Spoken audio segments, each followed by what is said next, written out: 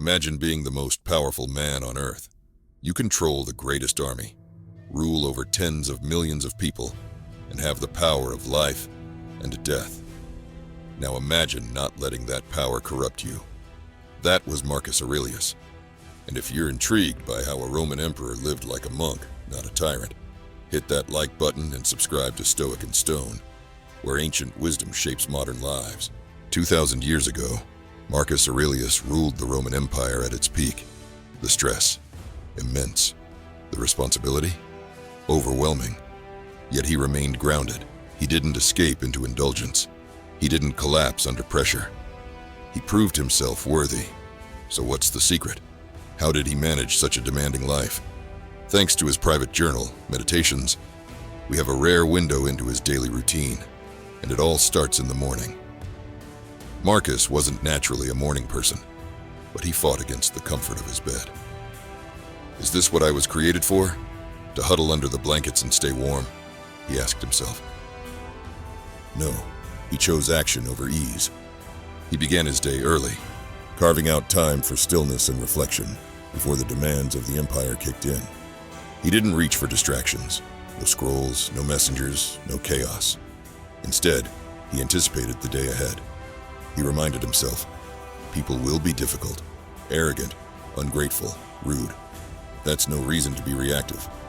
His job was to stay centered, to lead with patience and virtue. He practiced a mental technique called premeditatio malorum, anticipating adversity to better respond to it. It was not pessimism, it was preparation. Like a soldier donning armor, Marcus readied his mind before engaging with the world. Throughout the day, Marcus focused deeply. He believed in the power of single tasking. Concentrate like a Roman, he wrote. Meetings, strategies, legal cases, he tackled each with clarity. And he listened. He welcomed correction. To him, being shown his errors was a gift. His predecessor, Antoninus Pius, taught him to plan even his bathroom breaks to make every moment count. Marcus saw time as sacred. He often asked, if you knew you were dying tonight, how would you spend today? Still, he wasn't all business. He trained physically, practicing sword mastery, wrestling, and horseback riding. He took walks, observed nature, reflected on the world around him. He rejected the violent spectacles of the Colosseum, often seen reading during the games. Inward reflection, not outward distraction, brought him peace. He found solace in nature. In Meditations, he writes about grain bending low, the foam on a boar's mouth, the brow of a lion. For Marcus, the world itself was a temple of the divine. Even the act of walking was philosophical, a journey inward as much as outward. He also made time for family. Despite his heavy responsibilities, Marcus cherished his wife Faustina and his children. He wrote fondly of quiet moments, bedtime routines, and conversations with loved ones. He reminded himself not to take them for granted, because nothing is promised, not even the next day. Evenings were sacred. He read works by Epictetus, Cleanthes, Zeno. He wrote to his mentor, Fronto. He didn't skim or speed read. He absorbed, questioned, reflected. Philosophy was his compass. He reviewed his day each night. What had he done well?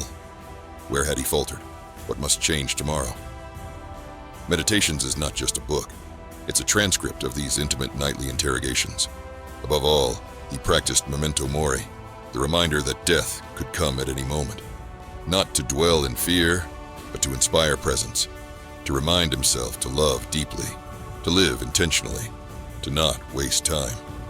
Marcus wrote, as you tuck your children in, remind yourself, they may not wake, not to detach, but to appreciate, to soak in love without delay.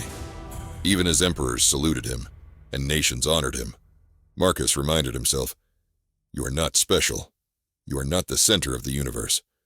He visualized himself from above, just a speck among ants, in a city among cities, on a rock spinning through space. He called this zooming out. Seeing things from the cosmic perspective. It's humbling. It's grounding. Marcus also believed in leading by example. During the Antonine Plague, while many nobles fled Rome, Marcus stayed.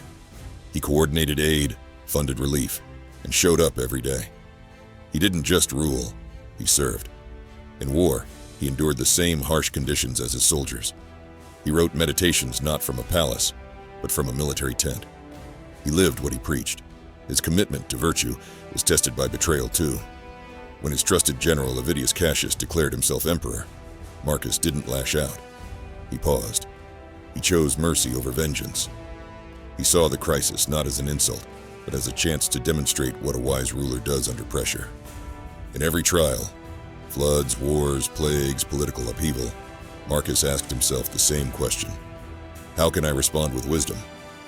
How can I show others what true leadership looks like? He also drew strength from the Stoic concept of nature, understanding one's role in the universe and acting in harmony with it. He believed that every person had a duty to fulfill their role, no matter how challenging. His own role, as emperor, was not one he sought, but one he embraced fully. He served not for glory, but because he believed it was right. Marcus also valued humility. Despite his power, he constantly reminded himself that fame is fleeting and legacy uncertain. He wrote, "Soon you will have forgotten everything.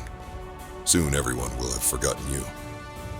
These weren't words of despair, but a reminder to live in the present, to act rightly, and to not seek validation from others. One of his favorite mental practices was the view from above, a visualization technique where he imagined the earth from a bird's eye view. People, cities, battles, all shrinking to dots. This helped him put his own problems in perspective. How much would any of today's issues matter from 1,000 feet up, or 1,000 years later? He also reflected deeply on time. He reminded himself that life is short, and that the only thing truly within our control is how we respond. You have power over your mind, not outside events. Realize this, and you will find strength. Marcus's daily life wasn't a collection of habits. It was a constant battle, a philosophical battle, against ego, against desire, against anger. Every decision he made was tested by his ideals: how to handle a snide senator, a rebellious province, a sick child. All of these moments were opportunities to exercise his philosophy, not to escape it. He understood that being emperor didn't make him immune to the flaws of being human. He experienced grief, frustration, loneliness. But unlike many, he chose to transform these emotions into fuel for wisdom. He wrote through his pain. He meditated through his grief. And through it all, he tried to become better, not just as a ruler, but as a man. He even questioned his own legacy. Would his son Commodus carry the same flame of Stoicism? Sadly, history tells us otherwise. Yet Marcus did what he could, guided by his philosophy, to raise a noble successor. He focused not on outcomes, but on effort. Because that's all we truly control. The life of Marcus Aurelius was extraordinary, yet his routine, deeply human. He faced stress like we do. He struggled with sleep, self-doubt, and distractions. But he chose discipline. He chose philosophy. He chose intention. He lived the truth that every obstacle is an opportunity. Every day, a step forward. And every moment, a chance to be better. So if an emperor could make time for reflection, presence, and growth, so can we. If this story resonated with you, give it a thumbs up and join our growing community here at Stoic and Stone. We explore ancient wisdom for modern minds every week. Thanks for watching. Stay grounded, stay thoughtful, and as always, stay stoic.